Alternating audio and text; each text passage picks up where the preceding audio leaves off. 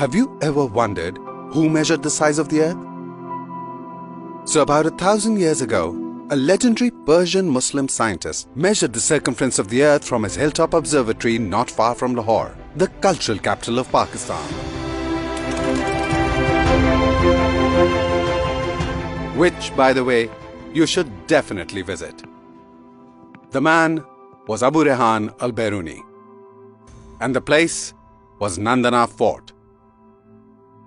How about we take a trip there right now?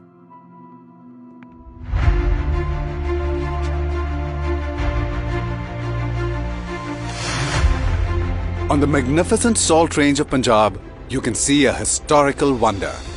The ancient Nandana Fort, standing tall on the lush green plateau of Potohar.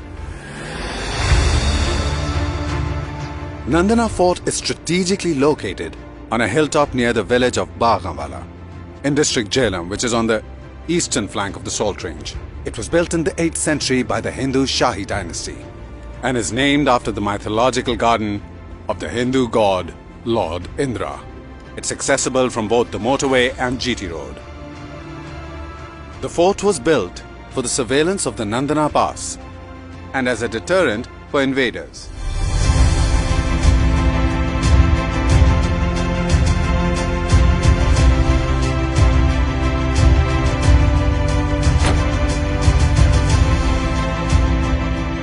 The Nandana Fort remained a stronghold of the Hindu Shahi dynasty until it was captured in 1013 by Mahmud of Ghazni. And with Mahmud came the legendary Muslim scientist Abu Rehan al-Biruni. What you're seeing from here was known as the Nandana Pass. The Nandana Pass itself was an ancient stone road that connected India with Afghanistan and Central Asia. This was the very same route used by Alexander the Great in his epic clash with Raja Porus at the Battle of Hydaspes in 326 BC. Al-Biruni's purpose was to document the history, science and culture of the region. So once Mahmud of Ghazni went back to Afghanistan, Al-Biruni stayed back. And thank God for that.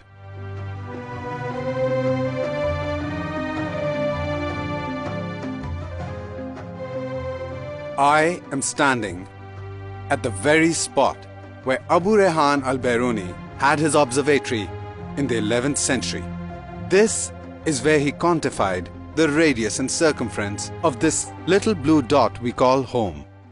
Abu Rehan al-Biruni, being a mathematical visionary, combined algebra and trigonometry to solve the epic problem of calculating the size of the Earth.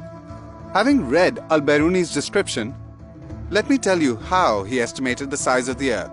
Al-Biruni needed a mountaintop from where he could see the flat horizon, and Nandana Fort was ideal for that. But first, he needed to measure the height of the mountain. He did this by going to 2 points in the valley which were in a straight line with the mountaintop. Then he measured the distance between those 2 points. And finally, he measured the angles between those points and the mountaintop. To do this, he used a device called an astrolabe, which is basically a giant protractor with angles and degrees and a pointer to determine his line of sight. Now he had enough information to measure the height of the mountain using trigonometry and algebra. He needed only one more measurement to get the size of the Earth.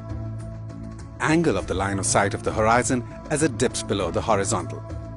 Now here's the amazing part. Al-Biruni imagined the mountain as a large right-angled triangle, which has 3 corners: the mountaintop, the horizon, and the center of the Earth. Using trigonometry, Al-Biruni figured out that the angle of the horizon and the height of the mountain were related to the radius of the Earth, and algebra helped him calculate it. This was the formula that allowed Al-Biruni to calculate the circumference of the Earth, which, by the way, is within 200 miles of the value that we know of it to be today, about 25,000 miles. That is an accuracy of 99%. And that too when it was measured almost 1,000 years ago. Let that sink in. The Nandana complex comprises of a fort, a temple, and a mosque. The temple is known as the Shiva Temple, and it was built by Anandapala, son of the Shahi king Jayapala, somewhere early in the 9th century. The mosque was built by Mahmud of Ghazni when he took over the fort from the Hindu Shahi Raj. Nandana remained under Muslim rule until the Sultan of Khwarizm was defeated by the Mongol hordes in the 13th century. The furious Mongols, led by the ruthless Genghis Khan himself, used the Nandana Pass to chase the fleeing Sultan and capture the fort. I mean, what history this place has. A couple of centuries later, when the Mughals recaptured the fort and the pass, Nandana became a place for leisure. Finally, no more wars and invasions.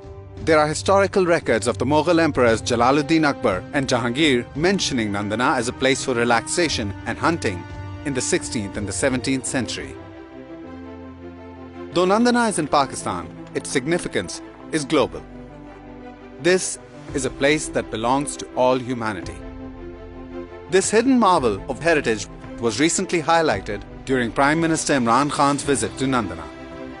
The Prime Minister himself takes keen interest in cherishing and preserving our glorious past for generations to come. Government of Punjab, under the vision of Prime Minister Imran Khan, has decided to preserve, restore and promote Nandana, as well as the incredible contributions of Abu Rehan al-Biruni towards humanity. The first step towards making this dream a reality is the formation of the Radius, which will include 7 historical sites from the region, including Nandana Fort, Shiva Temple, Katas Raj, Tila Jogiyan, Kyora Salt Mines, Malat Fort and Takht-e Babri. What you see here right now are perhaps just ruins, but every stone here is steeped in history. The wind whispers stories. The skies have borne witness to the kings and heroes who have made our world what it is today. Come and have a look. We're right here, waiting.